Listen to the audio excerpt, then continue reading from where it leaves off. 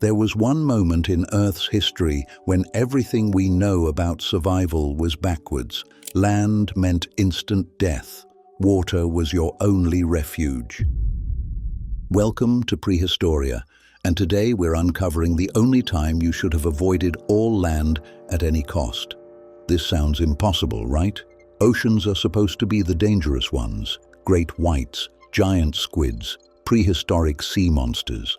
But 259 million years ago, the roles completely flipped. While peaceful seas stretched endlessly across the planet, the continents had become evolutionary killing fields dominated by saber-toothed predators the size of bears. Picture Earth 259 million years ago, and you wouldn't recognize a single thing. This was the Lopingian Epoch, the final chapter of the Permian Period. Even time itself worked differently. The moon orbited closer to Earth, shrinking our days to just 22 hours. Geography was unrecognizable. Nearly all land masses were fused into one colossal supercontinent called Pangaea. Africa, the Americas, Antarctica, India, and Australia, all connected in a massive landmass that dominated the planet. To the east, only scattered islands broke the endless ocean. Modern-day Siberia formed one large island, while South China created another. The rest was water, endless, seemingly peaceful water. The superocean Panthalassa covered over 60% of Earth's surface. Imagine an ocean twice the size of today's Pacific. This prehistoric sea stretched beyond the horizon in every direction, creating a water world that dwarfed anything we know today. But here's the shocking part. Despite its massive size, Panthalassa was remarkably tame. The Lopingian oceans were surprisingly empty of the mega-predators that usually dominated prehistoric seas. Yes, sharks existed. They'd already been patrolling these waters for 200 million years. The famous helicoprion, that bizarre 26-foot shark with its spiral tooth arrangement, had already vanished by this time. What remained were much smaller threats. The largest shark, Hybodus, reached only 6.5 feet, about the size of a modern leopard shark. Its teeth were designed for soft prey like squid, not the bone-crushing weapons we associate with apex predators. Other marine life was equally diminished. The terrifying eurypterids, those massive sea scorpions that once ruled prehistoric waters, were nearly extinct. Only 2 genera survived, and neither posed a significant threat. The Capetanian mass extinction, which had occurred 2 million years earlier, had devastated marine ecosystems. Trilobites, ammonoids, and other sea creatures existed in small numbers, creating oceans that were almost boring. But this marine tranquility was about to make perfect sense, because on land, a very different story was unfolding.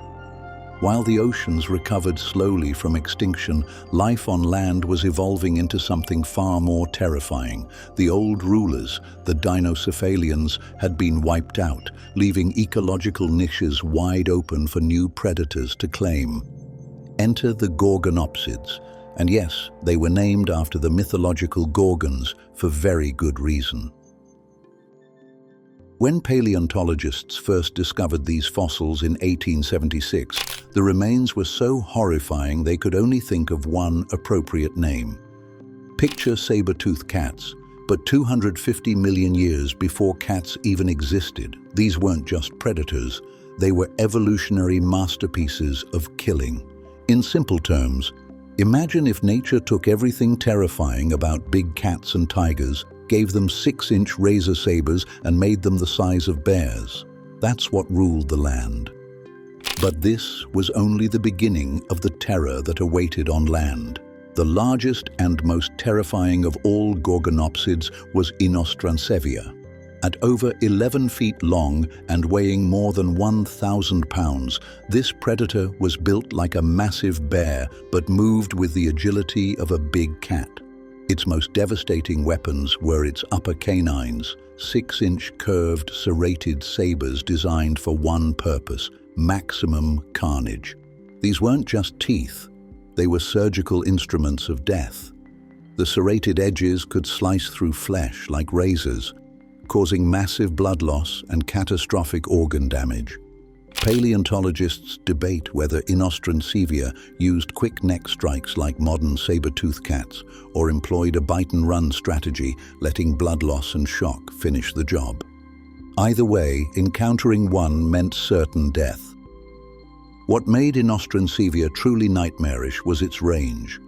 This apex predator dominated territories spanning what we now call Africa, Asia, and European Russia. It adapted to multiple environments, from warm floodplains in South Africa to cold, arid deserts in Russia, where only shallow lakes and sparse forests provided relief. Some scientists believe it may have even possessed fur to survive these harsh climates, making it an even more formidable predator. But Inostrancevia wasn't alone. Dozens of other gorgonopsid species terrorized the supercontinent. In European Russia, packs of smaller Proboscidea and medium-sized Sauropterus created a hierarchy of terror where every herbivore, regardless of size, had a gorgonopsid predator waiting. And in South Africa, things got even worse. South Africa hosted an entire subfamily of giant gorgonopsids called the Rubidgea. While Inostrancevia was the largest individual species, the Rubidgea were the largest family on average, and they were built for destruction. Rubidgea atrox perfectly exemplified this family's terrifying design. At 10 feet long, its skull alone comprised 15% of its total body length. These weren't just big heads, they were thick, bony battle helmets with signs of skull bossing, indicating these predators regularly engaged in violent confrontations with massive prey. Despite their intimidating size, Rubidgea had relatively weak bite forces, only 20% stronger than a modern wolf. But this actually made them more dangerous, not less. Their teeth were so perfectly designed for piercing that they didn't need crushing power. They could slice through hide and flesh with surgical precision. The most chilling discovery, Rubidgea atrox likely coexisted with Inostrancevia in South Africa. Two apex predators of similar size sharing the same territory meant constant conflict and competition. This was truly the planet of the gorgonopsids. But wait, there's more coming up that will make you never want to set foot on Lopingian land. As if saber-toothed super predators weren't enough, the Lopingian also hosted another group of killers, the therocephalians. These theropsids were equally widespread and actually more diverse than gorgonopsids, with species found across Russia, Antarctica, Africa, and China. What made therocephalians particularly terrifying was their variety of killing methods. Some, like the dog-sized Ictiodosuchops and Ucumberzia, may have been venomous, potentially making them the first tetrapods to evolve venom delivery systems. Others were semi-aquatic ambush predators, while some developed unusual saber teeth for specialized hunting. But the most formidable was Moscorhinus, a jaguar-sized predator with a lion-sized head packed with razor-sharp conical teeth. Moscorhinus hunted by pinning prey with powerful forelimbs before delivering devastating bites with its oversized jaws. Fossil evidence shows it was among the most abundant therocephalians and one of the few non-gorgonopsids to achieve apex predator status. Even larger was Megawaitsia, stretching 9 feet long and prowling European Russia. Based on fossilized feces, we know it fed on large diictodonts. Some studies suggest it possessed venom glands and multiple venom ducts, delivering fatal doses while biting. Imagine a 9-foot venomous predator stalking the ancient landscape. The evidence was mounting. Land had become an evolutionary arms race of increasingly deadly predators. But the nightmare wasn't over. The Lopingian also hosted crocodile-like predators with needle teeth, armored hunters the size of alligators, and 13-foot amphibian monsters that turned every water source into an ambush zone. Let me put this simply. Land had become an evolutionary arms race where everything was designed to kill everything else. Saber-toothed giants, venomous predators, armored crocodile beasts, and amphibian nightmares. There was literally nowhere safe to step. The proterosuchids were superficially crocodile-like reptiles equipped with giant needle-like teeth found on every continent except Antarctica and North America.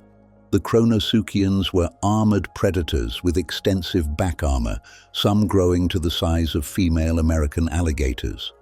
Most unsettling were the primitive amphibians that made freshwater areas death traps.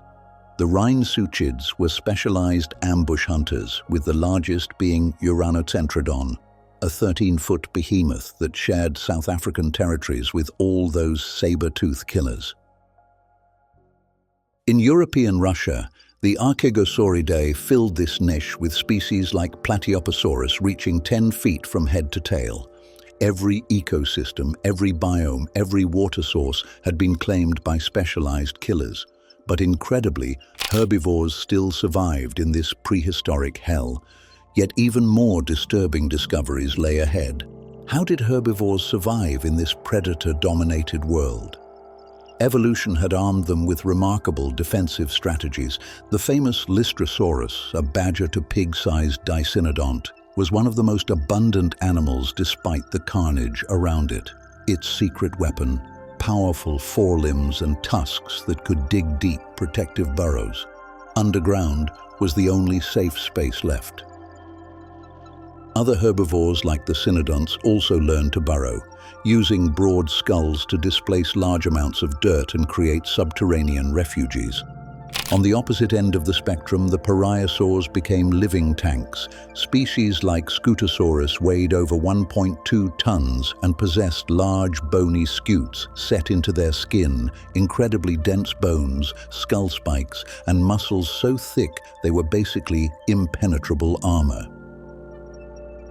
But even these evolutionary marvels were about to face something no amount of armor or burrowing could protect against.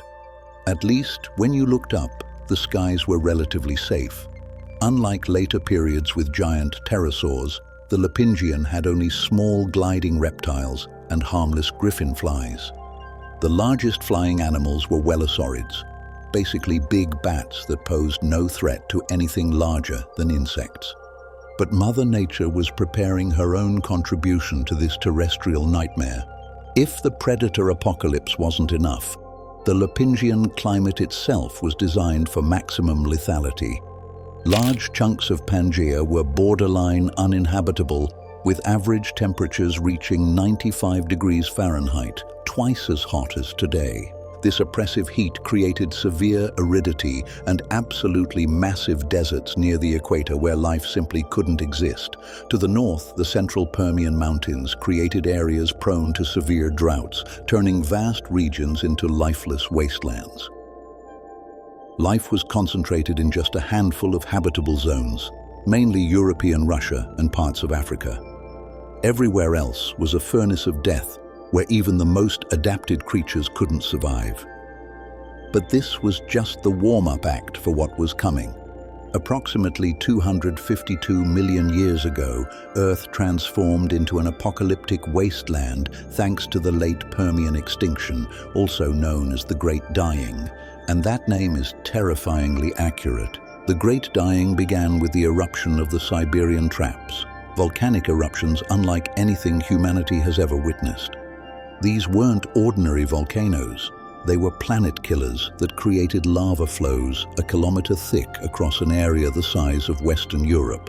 The volcanic eruptions spewed enough carbon dioxide and sulfur to heat the surface even more. In some places, year-round temperatures rose to match Death Valley's hottest months. But heat was just the beginning. The constant spewing of gases caused a drastic drop in oxygen, leading to numerous hypoxia events that made breathing nearly impossible. The volcanic activity also damaged the ozone layer, increasing ultraviolet radiation by over 5,000% in some areas. This was no longer a planet, it was a cosmic torture chamber. By the end of the Great Dying, 57% of all biological families and 83% of genera had gone extinct. For comparison, the asteroid impact that killed the dinosaurs only eliminated about 17% of biological families.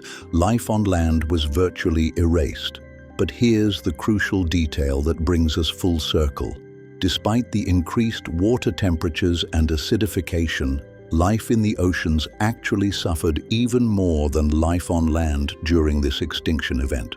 However, if you had somehow survived to this point, taking a dip in the superheated seas would have felt like relaxing in a jacuzzi compared to the surface hell above. Put simply, when volcanic eruptions turn your planet into an oven and saber-toothed predators rule every inch of land, even boiling oceans become paradise. The Lopingian Epoch stands as the only time in Earth's history when the ancient rule was completely reversed.